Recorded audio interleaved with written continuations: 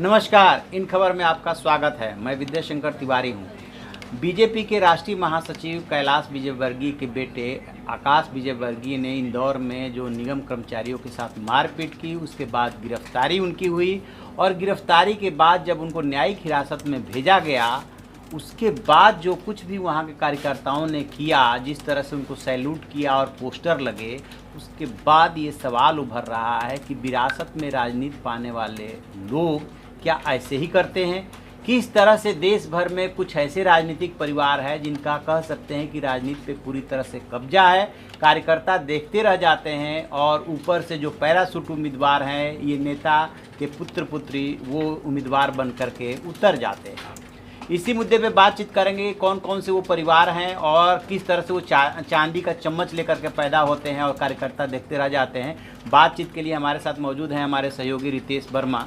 रितेश जी, आपने इस पर काफ़ी रिसर्च किया जी, तो कितने परिवार हैं और किस तरह से ये लोग जो है पैराशूट उम्मीदवार बन करके कार्यकर्ताओं का हक मारते हैं? लगभग 56 राजनीतिक परिवार मुझे नज़र आ रहा है इस समय। जो 56 बड़े कह सकते हैं, वैसे तो और भी होंगे। नहीं, बड़े तो मतलब जिसमें आप कहिए कि जैसे मैंने उसमें सुनील दत्त की बेटी प्रिया दत्त का नाम नहीं जोड़ा, जो लक्षद्वीप से पीएम शहीद के बेटे हमदुल्ला शहीद जीत रहे हैं। देवड़ा परिवार का आपने नहीं लिया होगा उसमें? हाँ, मुरली देवड़ा का परिवार का भी नहीं लिया, तो इस तरह के परिवार को छोड़ दिया। लेकिन ऐसे कई परिवार लिया जहाँ 2 ही लोग हैं, जैसे अनुराग ठाकुर को लिया। उनके पिताजी चीफ मिनिस्टर थे, वो राजनीति में अपने अब वो मंत्री पिता के संरक्षण में राजनीति में आए। हाँ। इस तरह का है। जैसे वसुंधरा राजे, उनके बेटे दुष्यंत सिंह उनके संरक्षण में आए। अभिषेक सिंह, रमन सिंह सीएम थे, उनके संरक्षण में वो लोकसभा लड़ गए। तो इस तरह का लिया। सुनील दत्त के गुजरने के बाद प्रिया दत्त को टिकट मिला था। तो एक होता है कि पार्टी का लोभ होता है, पार्टी का ये लालच होता है कि सीट हार ना जाए, और जो सीटिंग एमपी है उसी के परिवार से किसी को आप टिकट दे दो तो सबसे आसान है कि कोई दूसरा जो वहाँ से लड़ना चाहता है वो भी नहीं इस समय बोलेगा इस माहौल में, और कार्यकर्ता भी सहानुभूति में, और थोड़ा सहानुभूति वोट भी मिलेगा परिवार को, आप जीत जाएंगे, सीट आपका रिटेन हो जाएगा। और एक बार कोई बाईपोल में जीत के आ जाता है परिवार से, तो फिर वो कंटिन्यू कर जाता है। तो फिर वो जो एक सहानुभूति वोट, यानी कि दोनों को सूट करता है, राजनीतिक दल को भी सूट करता है, क्योंकि वो जमे जमाए वहाँ पे होते हैं कि ये वाला तो दूसरा केस है। मतलब ये जो प्रिया दत्त टैग का केस है, जहाँ की आप किसी के गुजरने के बाद किसी को परिवार से आप बाईपोल लड़वाते हैं ताकि वो सीट सेफ रहे। ये जो हम बता रहे हैं वो बता रहे हैं आपको कि वो नेता, मतलब जो एक के बाद एक पीढ़ी चली आ रही है। जैसे लालू यादव के परिवार में आप देखिए, लालू यादव के परिवार में लालू है, उनके बेटे हैं, बेटी हैं, बेटी राज्यसभा में है, बेटा डिप्टी सीएम थे जब थे सरकार में, तेज प्रताप हैं, स्वास्थ्य मंत्री थे जब थे। तो ये इस तरह मुलायम सिंह यादव का परिवार, मुलायम सिंह है, अखिलेश यादव है, डिम्पल यादव है, धर्मेंद्र यादव हैं, अक्षय यादव हैं, रामगोपाल यादव हैं, शिवपाल सिंह यादव है, पूरा परिवार भरा हुआ है। अब्दुल्ला परिवार देख लीजिए, शेख अब्दुल्ला, फारूक अब्दुल्ला, उमर अब्दुल्ला, महबूबा मुफ्ती, उनके पिता सईद, इस तरह के जो परिवार हैं उनकी चर्चा कर रहे हैं। तो आप ये देखेंगे ऐसे 56 लोग हैं। और मेरी इस लिस्ट में जो हमने बनाई है, इसमें आप अगर ये देखें कि कांग्रेस में इस तरह की कितनी पार्टियाँ हैं, कितने परिवार हैं, तो लगभग 2 दर्जन परिवार हैं। और भाजपा में भी ऐसे परिवारों की संख्या 1 दर्जन से ऊपर है। जो अन्य राष्ट्रीय दल हैं, मायावती की बसपा हो, ममता बनर्जी की क्षेत्रीय दलों में तो है ही परिवार की पार्टी, सारी की सारी। राष्ट्रीय पार्टियों में भी आप जिनको टेक्निकली राष्ट्रीय पार्टी मानते हैं, जिनको चुनाव आयोग ने राष्ट्रीय पार्टी मान रखा है, उन पार्टियों में भी परिवारवाद है। मायावती की पार्टी में परिवारवाद नहीं था, वहाँ भी आ गया। भतीजा अब नेशनल कोऑर्डिनेटर हो गए, वो नेशनल, और भाई उपाध्यक्ष हो गए, तो परिवार आ गया। ममता बनर्जी की पार्टी, हाँ, यही ममता बनर्जी के साथ हुआ। वहाँ अभिषेक बनर्जी घूम रहे हैं। वो शरद पवार की पार्टी में तो ऑलरेडी है ही, भतीजा है, पोता है, बेटी है, सब है। और क्षेत्रीय दलों में तो खैर प्राइवेट लिमिटेड पार्टी की तरह ही परिवार चलते हैं, पार्टियाँ चल रही है। और तो ये सारे जगहों पे जो नेता बनते हैं, मतलब बाप का उत्तराधिकारी बेटा बनता कैसे है, इसको समझने के लिए आपको समझना होगा कि एक एमपी और एमएलए काम कैसे करता है। एमपी और एमएलए जो भी हो, दोनों को सरकार की तरफ से ये प्रावधान है कि वो एक सांसद प्रतिनिधि अपने इलाके में रखता है, जिसको तनख्वाह वगैरह सरकार देती है। वैसे ही सांसद भी रखता है, वैसे विधायक भी रखता है, विधायक प्रतिनिधि, जिसका काम है विधायक के बिहाफ पे सरकारी मीटिंग्स को अटेंड करना, चाहे वो DRDA की मीटिंग हो, चाहे वो विश्व सूत्री की मीटिंग हो, जो भी मीटिंग उसका है प्रतिनिधित्व हाँ, करता है। वो आधिकारिक प्रतिनिधि होता है, उसको इसकी बात की तनख्वाह मिलती है। और कार्यकर्ताओं को भी, आम जनता को भी विधायक के बदले अपनी शिकायत, अपनी मांग, अपनी ज़रूरत जो साझा करना है, उसके लिए विधायक प्रतिनिधि है। विधायक किसी पार्टी का होगा, निर्दलीय भी होगा तो भी एक संगठन होगा, कोई कार्यकर्ता होंगे उसके, तो एक पार्टी का संगठन है। पार्टी का स्ट्रक्चर भी है आम जनता के लिए भी, कार्यकर्ता के लिए भी, अपनी बात विधायक या सांसद तक पहुंचाने के लिए। लेकिन ज़्यादातर सांसद और विधायक जो अपने बच्चों को राजनीति में लाना चाहते हैं, एक तो वो सांसद विधायक हैं जो नहीं चाहते हैं, जैसे नीतीश कुमार अपने बेटे को राजनीति में नहीं लाना चाहते, तो उनके बेटे निशांत बिल्कुल अलग है, वो कभी आपको दिखेंगे नहीं, कभी कहीं नजर नहीं आएंगे। लेकिन कुछ लोग हैं जो चाहते हैं, जैसे लालू यादव चाहते थे, जैसे मुलायम सिंह यादव चाहते थे। तो ऐसे लोग अपने बेटों को इस तरह से लाते हैं, बच्चों को आगे, कि आप उनको अपने कार्यकर्ताओं और जनता के बीच और खुद के बीच में खड़ा कर देते हैं। अब जो आपका विधायक प्रतिनिधि है, जो सांसद प्रतिनिधि है, उसको आप, कोई आम आदमी जाए या कोई कार्यकर्ता जाए और कहे कि हमको ये काम करवाना है, तो वो सांसद प्रतिनिधि फ़ोन करेगा विधायक को, और फिर विधायक सांसद प्रतिनिधि को बताएंगे या विधायक प्रतिनिधि को बताएंगे, और फिर वो बताएगा जनता को। तो ये जो प्रोसेस है ना, लंबा है, और जनता को भी पेशेंस नहीं है। जिसको काम होता है उसको असल में पेशेंस नहीं होता। जिसके भी पास, जो प्यासा होता है उसको पानी तुरंत चाहिए, उसको कोई कहे कि कल आके पानी। तो वही मैं सवाल उठा रहा था कि क्या ये जनता को भी सूट करता है ना? हाँ, बिल्कुल सूट करता है। जनता को लगता है कि हम सांसद प्रतिनिधि को कहेंगे, या पार्टी के जिलाध्यक्ष को कहेंगे, या मंडल अध्यक्ष को कहेंगे, या महासचिव को कहेंगे, पार्टी के जो भी लोकल पदाधिकारी हों, वो तो विधायक अल्टीमेटली वो बात तो करेंगे विधायक से, और फिर विधायक जी वो जो बात करेंगे फिर वो बताएंगे उनको, फिर वो उनको। तो पोस्ट ऑफिस, जो इतने पोस्ट ऑफिस होंगे ना, उस पोस्ट ऑफिस को विधायक का या सांसद का परिवार ना बिल्कुल पैरेलल खड़ा कर देता है और वो ख़त्म कर देता है। अब हमको एक काम है, आम जनता को क्या काम होगा? बच्चे को स्कूल में एडमिशन कराना है, अस्पताल में इलाज करवाना है, मुफ्त में इलाज करवाना है, एम्स में दाखिला करवाना है, बड़े अस्पतालों में कहीं ले जाना है, PGI में, सड़क बनवाना है, मोहल्ले में नाला बनवाना है, ट्रांसफार्मर लगवाना है। इसी तरह के काम जनता के जो काम होते हैं विधायक और सांसदों से इसी तरह के होते हैं। या कोई सरकारी योजना का लाभ है, पेंशन का, बैंक कहीं भी PM आवास योजना में किसी को लाभ लेना है, हाँ लाभ लेना है, या कहीं कोई BDO घूस मांग रहा है, कोई किरानी घूस मांग रहा है, इसकी शिकायत करना, यही सब काम होते हैं। आम जनता और कार्यकर्ता इस तरह के काम लेके जाते हैं, जिनका निवारण विधायक और सांसद अपने स्तर पर करते हैं या करने की कोशिश करते हैं। अब उसमें क्या है कि अगर आपके घर पे आमतौर पर ज़्यादातर सांसद और विधायक उस जिस इलाके से लड़ते हैं उस इलाके के होते हैं, कुछ आबाद होते हैं उनको छोड़ के, तो वो उनके जाएंगे घर, पार्टी दफ्तर नहीं जाना चाहेंगे क्योंकि उसमें हॉटलाइन लंबा है, यहाँ से यहाँ फ़ोन, यहाँ से वहाँ होगा। विधायक प्रतिनिधि या सांसद प्रतिनिधि के जरिए भी प्रक्रिया उतनी ही लंबी होगी। परिवार में क्या है, उनको भरोसा था कि बेटा फ़ोन करेगा तो तुरंत काम हो जाएगा, बेटी फ़ोन कर देगी तो तुरंत काम हो जाएगा, वाइफ फ़ोन कर देगी तुरंत काम हो जाएगा। तो आदमी क्या करता है, उनके घर चला जाता है। सुबह सुबह आप सारे विधायकों सांसदों के घर पे देखिएगा भीड़ लगी होती है, इसी तरह के छोटे छोटे काम के लिए। किसी को इलाज करवाना है बच्चे का, किसी का दाखिला करवाना है, किसी को इंदिरा आवास बनवाना है, किसी को लाल कार्ड बनवाना है, किसी को खाता खुलवाना है, इसी तरह की छोटी छोटी चीज़ों के लिए।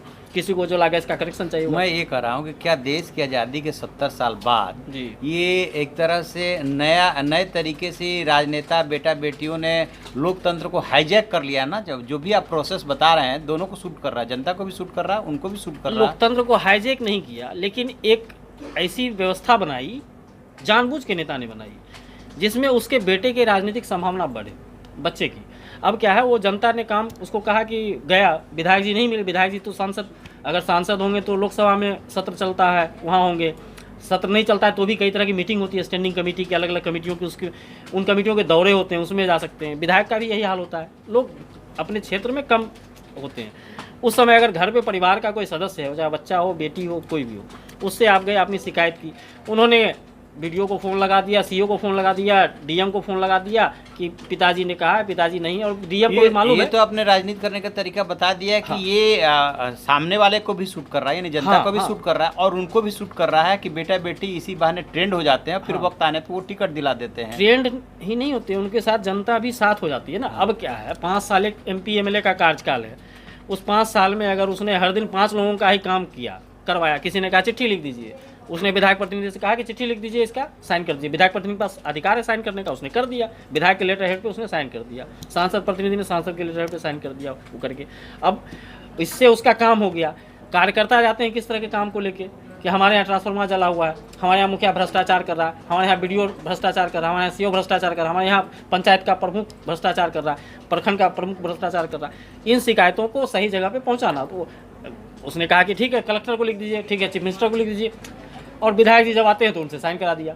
तो जो कार्यकर्ता का ग्रीवांस है, जो ज़रूरत है, जो जनता का ग्रीवांस है, जो ज़रूरत है, उसको विधायक की अनुपस्थिति में, सांसद की अनुपस्थिति में, पार्टी संगठन के अलावा या पार्टी संगठन से अलग, सांसद प्रतिनिधि और विधायक प्रतिनिधि से अलग उनका परिवार का सदस्य जब एक्टिवली हैंडल करता है तो कार्यकर्ता भी और वोटर भी, दोनों ही, आम जनता भी और कार्यकर्ता भी, उनको लगता है कि ये आदमी ही हमारा नेता है।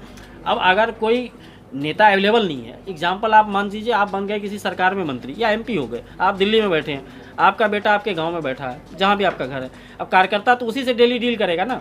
नेता आपको तो फ़ोन उठाएंगे नहीं, आपको फ़ोन आएगा, आप 5 फ़ोन में 1 फ़ोन उठाएंगे, आप पूछेंगे तुम कौन, उसको याद भी नहीं होगा, आपको भी याद नहीं होगा, लेकिन आपके बेटे को वहाँ पे सब याद है। तो धीरे धीरे वो बेटा इस तरह से आम लोगों से, कार्यकर्ताओं से डील करते करते नेता हो जाता है।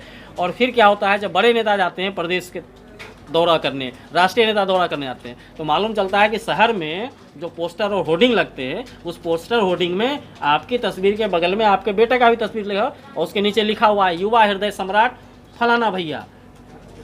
तो इस तरह से वो, और जब इसी संदर्भ में मैं कह रहा था कि एक तरह से हाईजेक किया जा रहा है ना। देखिए एक बार एक जस्टिस ने बोला था कि कुछ ही वो सेलेक्टेड परिवार है, वो भी 50-60 ही परिवार है जिनका कि हाई कोर्ट और सुप्रीम कोर्ट के जजशिप पे जो है कब्जा है। ठीक उसी तरह से भारतीय राजनीति में जब तक ये लोग डिफेंड करते रहते हैं कि नेता का बेटा यदि नेता बन जाता है तो इसमें हर्ज क्या है, डॉक्टर का बेटा डॉक्टर हो सकता है, सीए का बेटा सीए हो सकता है, तो नेता का बेटा नेता क्यों नहीं हो सकता, या बेटी या बहू क्यों नहीं हो सकती। ठीक है, तो एक तरह से मान लीजिए कि हम 100 परिवार मान लेते हैं, आपने 56 परिवारों की लिस्ट निकाली है, 100 परिवार मान लेते हैं, तो 100 परिवार में से पता चला कि आपने 1/3 तो आप ही ने कब्जा किया हुआ है। हाँ, तो हाईजेक हो गया। हाँ बिल्कुल है, नए लोगों के निकल के आने की संभावना बिल्कुल कम है। और ऐसे में कार्यकर्ता जो है कसमसा कर रह जाता है। सीटिंग एमएलए का टिकट आमतौर पे कटता नहीं, सीटिंग एमपी का टिकट आमतौर पे कटता नहीं। छत्तीसगढ़ में इस बार मोदी जी ने बहुत लोगों के टिकट काट दिए सिटिंग एमपी के, लेकिन आमतौर पर पार्टियां, जो भी पॉलिटिकल पार्टी है, वो सिटिंग एमपी एमएलए का टिकट काटने से बचती हैं, क्योंकि जिसको नए वो टिकट देंगे उसका वो पुराना विरोध करेगा, तो अपने ही वोट में विभाजन होगा, कुछ वोट नाराज हो जाएगा, कहीं बागी कैंडिडेट हो गया तो वोट कटेगा, हार गया कैंडिडेट तो क्या होगा। तो हारने से पार्टियां डरती है, कैंडिडेट डरता है, नेता डरता है, इसीलिए वो लोग सिस्टम से खेलना नहीं चाहते। और ये दिक्कत सिर्फ हमारे यहाँ नहीं है, अभी तो मैं देख रहा था अमेरिका में भी, अभी अमेरिका में आप ये देख लीजिए, वहाँ भी कुछ परिवार हैं, जो जॉन एफ कैनेडी का परिवार है, उनके परिवार में 1 राष्ट्रपति, 3 सेनेटर, 4 रिप्रेजेंटेटिव और 1 कैबिनेट मिनिस्टर हुआ। जो रूजवेल्ट फैमिली है उसमें 2 राष्ट्रपति हुए, 1 वाइस प्रेसिडेंट हुआ, 2 गवर्नर हुए, 4 रिप्रेजेंटेटिव हुए। जो रॉकफेलर्स फैमिली है उसमें 1 वाइस प्रेसिडेंट, 3 गवर्नर, 2 सीनेटर और 2 रिप्रेजेंटेटिव हुए। जो हैरिसन फैमिली है उसमें 2 राष्ट्रपति हुए, 2 गवर्नर हुए, 3 सेनेटर और 5 रिप्रेजेंटेटिव हुए। तो ये दिक्कत सिर्फ हमारे यहाँ, बिल क्लिंटन एक फैमिली, जॉर्ज बुश की अलग फैमिली है जहाँ 2 राष्ट्रपति हो चुके हैं। तो ये दिक्कत सिर्फ यहाँ नहीं है, ये दिक्कत सब जगह है। नहीं दिक्कत है, लेकिन देखिए वहाँ क्या है, जो एडवांस स्टेज में कंट्री जा चुकी है कि यदि बिल क्लिंटन की वाइफ राष्ट्रपति चुनाव लड़ती हैं तो सिर्फ बिल क्लिंटन की वजह से नहीं, उनका वहाँ पे अपना व्यक्तित्व है, उनका वहाँ पे अपना काम है। लेकिन हमारे यहाँ दिक्कत ये है कि जो नेता पुत्र, वो बिल क्लिंटन की पत्नी हिलेरी क्लिंटन ने वो जो काम किए है, वो काम तो राष्ट्रपति की पत्नी के तौर पर भी कुछ किए होंगे जो बिल क्लिंटन जब थे। अब मिशेल ओबामा, अमेरिकी राष्ट्रपति बराक ओबामा की पत्नी के तौर पे तो देश दुनिया के कई कार्यक्रमों में हिस्सा ले रही थी, कई तरह के सामाजिक कार्य कर रही थी, अमेरिका के अंदर भी कर रही थी, अमेरिका के बाहर भी कर रही थी, कई तरह के कॉजेज को लेकर काम कर रही थी। तो उनका एक पब्लिक स्टैंडिंग तो है ही, लेकिन वो बिल क्लिंटन की पत्नी थी इसलिए भी था, बराक ओबामा की पत्नी थी मिशेल ओबामा इसलिए भी था। ये एक्सेप्ट करना पड़ेगा कि इसमें उनके जो पहले पॉलिटिकल लीडर बड़े हुए उनका योगदान होगा। कल को अगर मिशेल ओबामा आज से 5 साल बाद, 10 साल बाद किसी दिन अमेरिकी राष्ट्रपति के चुनाव के रेस में आ जाएं और लड़ लें और जीत लें, तो इसमें बराक ओबामा का योगदान तो होगा ना। बराक ओबामा का योगदान होगा, लेकिन उनके यहाँ ये इस तरह से नहीं है कि आप किसी के बेटे हैं इसलिए आपको टिकट दिया जा रहा है। जितना मैं अमेरिका को पढ़ा हूँ, मैं इंटरनेशनल पॉलिटिक्स का भी स्टूडेंट रहा हूँ, तो उनके यहाँ जो है ना पर्सनल वर्क देखा जाता है, उनका बैकग्राउंड देखा जाता है। यहाँ तो है कि ये चूंकि इनके बेटे हैं और इनको अब टिकट नहीं देना है, मैं नाम नहीं लेना चाहता। टिकट मिलने की प्रक्रिया जो है वो प्राइमरीज और हाँ, बाकी- बहुत हाँ, नीचे से जाता है। हाँ, वो प्रक्रिया है। हाँ। लेकिन उस प्रक्रिया पे घोषित रूप से ये चीज ठीक है, काम प्रभाव करती रहता है, प्रभाव रहता है। नहीं तो ये जो लिस्ट है, ये लिस्ट नहीं होती ना। वहाँ एग्रीड एक प्रभाव परिवार रहता से है, 2 प्रभाव रहता है। राष्ट्रपति- लेकिन जो इंडिया में हो रहा है, यानी कि अरस्तू ने कहा था लोकतंत्र को बहुत दिनों तक, इसलिए वो नहीं मान रहा था कि ये तो भीड़ तंत्र हो जाती है। तो भीड़ तंत्र ही तो आज की डेट में है कहाँ लोकतंत्र? है। तो हम लोगों ने बातचीत छेड़ी थी कैलाश विजयवर्गीय की कारस्तानी को लेकर। बताइए, कैलाश विजयवर्गीय के बेटे ने, वो मुझे तो लगता है उनको उनकी सबसे बड़ी सज़ा मिल चुकी। बेचारा जब पैदा हुआ होगा तो उनके पिताजी बहुत बड़े नेता थे, एसी में पैदा हुआ होगा, आज तक एसी के बिना 1 सेकंड नहीं रहा होगा, और पिछले 2 दिन से वो जेल में है। उसको इस भीषण गर्मी में जो जेल में रख लिया 2 दिन, यही उसके लिए सबसे बड़ी सज़ा है। उसको आज सबक मिल गया होगा कि उसने क्या किया है। और उसके बावजूद उसके समर्थक और वो कार्यकर्ता, जिन कार्यकर्ता के बारे में बात कर रहे थे कि ये आपका काम कराते हैं, कैलाश विजयवर्गीय की अनुपस्थिति में इंदौर में तो आकाश होते थे, कार्यकर्ता उन्हीं के घर जाता होगा, ये काम है, आकाश करवाते होंगे। वह आम जनता उनके पास आती होगी, ये काम है, वो करवाते होंगे। तो वो उनके नेता है। अब उन्होंने वहाँ बैनर टांग दिया, सैल्यूट आकाश, सैल्यूट कर रहे हैं, सैल्यूट कर रहे हैं। वो सरकारी अधिकारियों को बैट से पीटने के लिए सैल्यूट कर रहे हैं, जो अधिकारी अतिक्रमण हटाने के। तो ठीक इसी तरह से जो दबंग नेता थे, आपको 80-90 वाला दशक, 80 के दशक में खास तौर से था, तो ऐसे ही तो था कि उनकी अपने रॉबिन हुड की जो इमेज होती थी अपने इलाके में, लड़कियों की शादी में मदद करना, गरीबों को मदद करना, और वैसे जो है पता चला कि लूटपाट कर रहे हैं, आप फिरौती वसूल रहे हैं, वो भी तो यही स्थिति थी, क्योंकि अब अपने लोग की मदद करते थे। ठीक यही काम वो कर रहे हैं, बस तरीका ही तो अलग है। 80-90 और अभी के ज़माने में एक अंतर आ गया पिछले 10-15 साल में। 80-90 के चुनाव में जो लोग बंदूक लेके नेताओं के लिए काम करते थे, जो माफिया थे, बड़े नेता, माफिया टाइप के नेता, उनके लिए जो लोग बंदूक लेके बूथ लूटते थे, मैनेज करते थे, वही आ गए राजनीति में। वो अब खुद राजनीति में आ गए। उन्होंने कहा कि भाई हम जिस दूसरे के लिए जो बूथ लूटेंगे, दूसरे के लिए जो बंदूक चलाएंगे, खुद के लिए चलाते हैं। तो लोकसभा में इसीलिए आजकल काफ़ी मात्रा में माननीय लोग हैं, विधानसभा में काफ़ी मात्रा में माननीय लोग ऐसे हैं जो कभी AK-47 और कभी SLR लेके जंगलों में घूमा करते थे। तो कुल मिला जुला करके ये है कि जो परिवारवाद और वंशवाद की राजनीति शुरू हुई है, इसने एक तरह से पूरे देश को, चाहे क्षेत्रीय दल हो तो और राष्ट्रीय दल हो तो, बीजेपी जो खास तौर से पार्टी विद डिफरेंस अपने को बोलती है, वहाँ पे भी ये परिवारवाद व वंशवाद है। उसका एक तरीका निकाल लिया गया है कि ठीक है, अब आपको टिकट नहीं दिया जाएगा यदि आपके बेटे या बेटी को दिया जा रहा है तो, लेकिन हाँ, है वहाँ पे भी टिकट मिलने की जब बारी आती है, अब मान लीजिए आप जिस इलाके के नेता हैं, आपका टिकट कटना है, एक तो रास्ता ये हो सकता है आपके बच्चे के लिए कि आप MLA हैं तो MP बन जाए, तो सीट खाली हो तो आपको बेटे को मिल जाए टिकट। उस स्थिति में भी मान लीजिए पार्टी संगठन के अंदर कोई जिलाध्यक्ष है, कोई महासचिव है जो प्रभावशाली है, उसी इलाके से है, वो चाहता है कि उसको टिकट मिले, और पार्टी में भी एक धारा चाहता है कि उसको मिले। उस समय आप क्या करेंगे? पार्टी कहेगी आप तो हैं ही, आप MLA, हम क्या आपके पूरे परिवार को सब कुछ दे दूँ? ऐसा तो नहीं होगा ना। तो फिर आपके बेटे के जरिए जिन जनता का काम हुआ, जिन कार्यकर्ताओं का काम हुआ पिछले 5 साल में, 3 साल में, 4 साल में, उनको आप प्रदेश के लोगों के पास भेजते हैं, जो टिकट बांटने वाले अधिकारी हैं, कि जाओ उनको बताओ हम कितना काम किए हैं, जाओ उनको बताओ हमारे बेटे ने तुम्हारा कितना काम किया। और वो लोग जाके वहाँ दबाव बनाते हैं आपके बेटे के पक्ष में। कई बार दबाव काम कर जाता है तो नेताजी का बेटा नेता हो जाता है, कई बार दबाव काम नहीं करता तो नेताजी का बेटा विक्षुब्ध हो जाता है। चलिए देखते हैं। वैसे एक चीज़ है, इसमें भी एक आशा की किरण दिखाई दे रही है कि हमने ये देखा कि 70 के दशक में राजनीति कुछ और थी, 80 के दशक में कुछ और है, 90 के दशक में, फिर ऐसे ही जो 21वीं सदी की राजनीति शुरू हुई है, इसमें परिवर्तन आ रहे हैं और बहुत तेज़ी से परिवर्तन आ रहे हैं। तो अलग अलग दौर की अलग अलग राजनीति रही है। तो हो सकता है कि जो मोदी ने अभियान शुरू किया है, हालांकि उनके यहाँ भी है, लेकिन उन्होंने काफ़ी हद तक अभियान शुरू किया। जैसे अभी मैं देख रहा था कि उत्तर प्रदेश में जो 13 उपचुनाव होने हैं, उसमें ये डिसीजन लिया गया है किसी नेता ने के बेटा बेटी को टिकट नहीं दिया जाएगा। तो कहीं से ये अभियान शुरू होता है तो आगे चल करके हो सकता है कि इस पर भी हथौड़ा लगे। और है क्या कि जो 2019 वाला चुनाव हुआ है, इसमें काफ़ी कुछ क्षेत्रीय दलों को खासतौर से और कांग्रेस को सबक मिला है कि अब आपको किस तरह की राजनीति करनी है। ये परिवारवाद वंशवाद बहुत दिनों तक नहीं चलना है। देखते हैं, बदलाव का दौर है, आगे क्या होता है। जब भी इसमें कुछ और होगा हम लेकर के आपके सामने हाजिर होते रहेंगे। आप ऐसी खबरों के लिए देखते रहिए हमारा डिजिटल चैनल इन खबर। उसे लाइक कीजिए, शेयर कीजिए और कमेंट बॉक्स में जाकर कमेंट जरूर करें। Thank you. इन खबर चैनल को सब्सक्राइब करें और बेल आइकन दबाना ना भूलें।